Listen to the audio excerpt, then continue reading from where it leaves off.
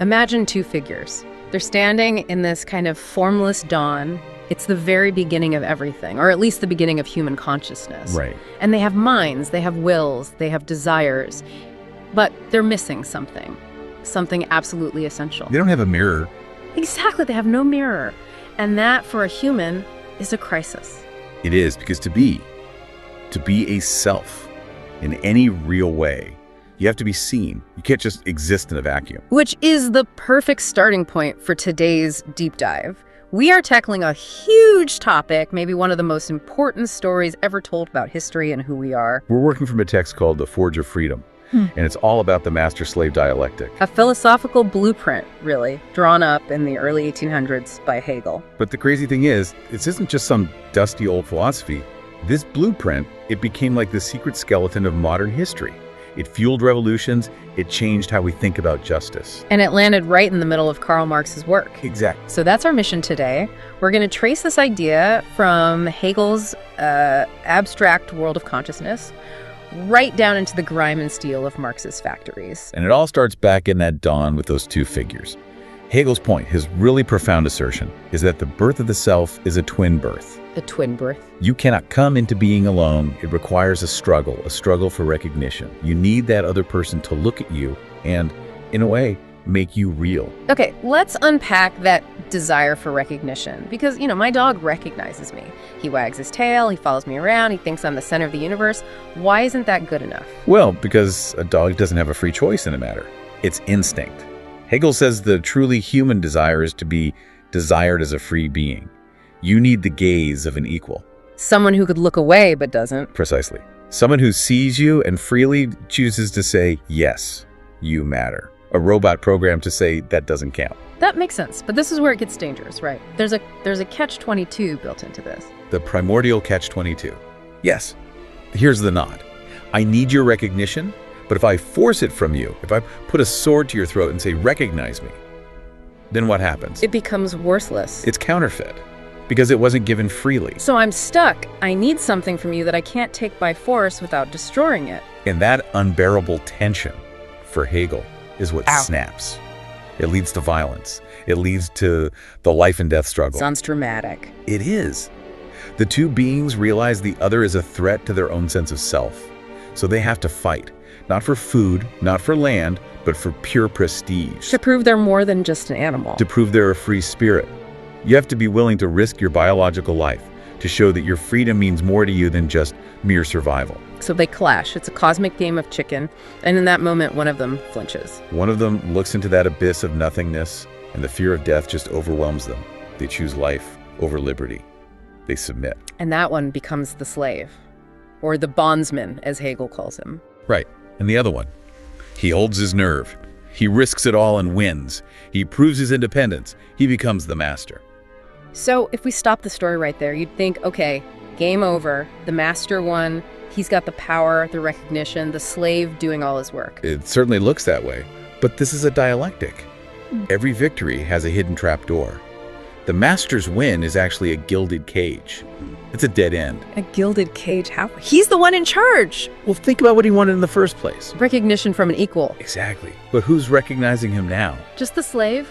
And he's just spent all this energy proving the slave is a thing, an object, not an equal. So the master is sitting on his throne being applauded by someone whose opinion he doesn't respect. It's like a king demanding applause from a statue. It's completely hollow. It's worthless. He won the fight, but in a way, he lost the prize. Wow, okay, that's a brilliant irony. And it gets even worse for him. He wanted total independence, right? But now he doesn't work. The slave makes his food, builds his shelter. He becomes totally, utterly dependent on the slave for his material existence. So the independent master can't even feed himself. He's stagnant. His consciousness just rots. He's a pure consumer. He's bored, he's listless, and he's stuck. Meanwhile, in the darkness of subjugation, that's where the real action is. Hegel flips the script completely here. This is the core of it. The slave experiences two transformative things the master never will. First is that absolute, profound fear of death. From the struggle, the moment he flinched. Yes. That terror, Hegel says, dissolves everything stable. It's a total system reset. It strips away your ego, your illusions. It's terrifying, but it's the beginning of wisdom. And the second thing, work. which most of us think of as a curse, especially forced labor. But Hegel calls it a school. Think of a slave making a pot from clay. The master just uses the pot when it's done. But the slave, he has to take a formless piece of nature and impose his idea onto it. He learns discipline. He learns the laws of the material world. And when he looks at the finished pot, He sees himself. He sees his own mind, his own labor, made real in the world. He learns that he can shape reality. that's powerful. It's an act of creation. It is. Hegel uses this great German word, Bildung. It means formation or education. Through shaping the world, the slave shapes himself. He develops skills, resilience, true independence. While the master is rotting in his leisure, the slave is actually becoming the true master of reality. You can see this playing out in history. The source brings up feudalism. The feudal lord is the master, right? He cares about honor and titles. But he doesn't know how to grow grain or forge a sword. And the serf, the slave, is the one who actually knows how the world works. Over time, the lord becomes this empty relic, and the working class, the serfs, the artisans, they inherit the future. But it's not always a straight line to revolution. Sometimes this whole conflict turns inward. It becomes psychological. The unhappy consciousness. Yes, the mind splits in two.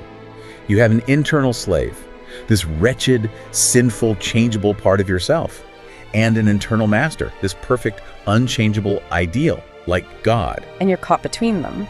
It's the misery of medieval asceticism, constantly feeling unworthy, constantly striving for a perfection you can never reach.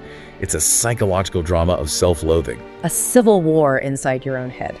But okay, let's jump forward now, because a generation later, someone comes along and says, Hegel, this is all great, but you've got it completely upside down. Enter Karl Marx. Right. Marx loved the dialectic, this engine of history, but he performs what's called a materialist inversion.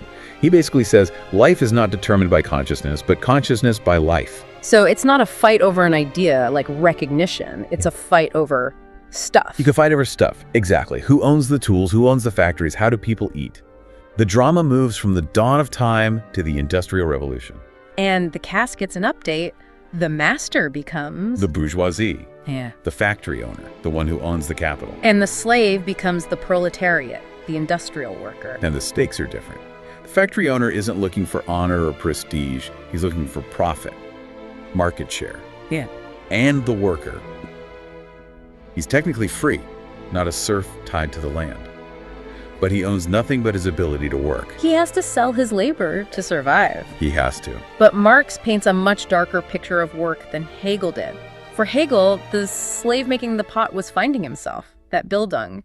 The factory seems to be the opposite. It's the absolute opposite. This is Marx's theory of alienation. In the factory, work isn't a school, it's a cage.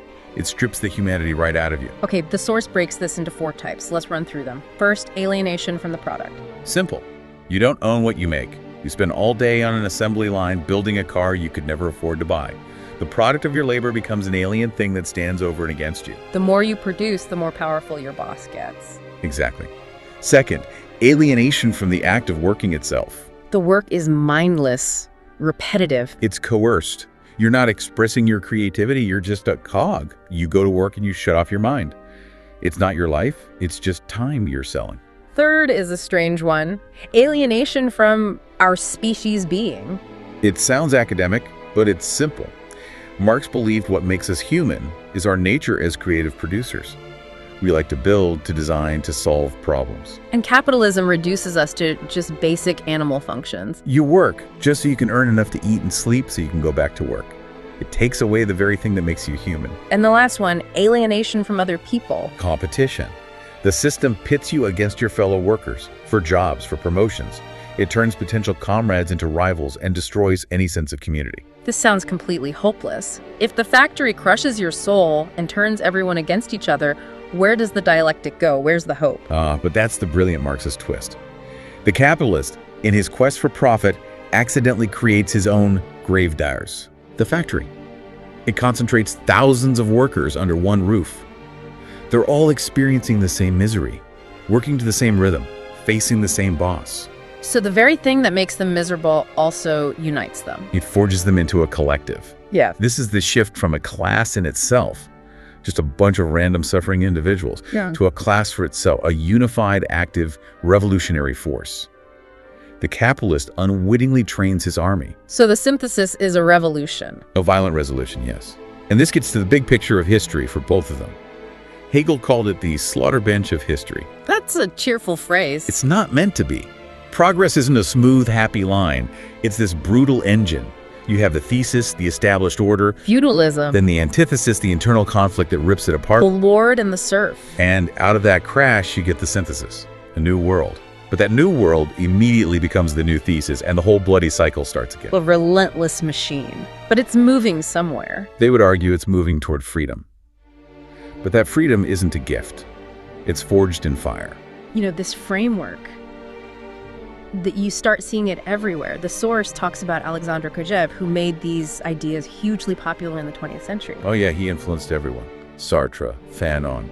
It became a lens to understand colonialism, race, gender, any power dynamic, really. Because it's a story about power independence. You look at the world now, the source compares it to a modern billionaire.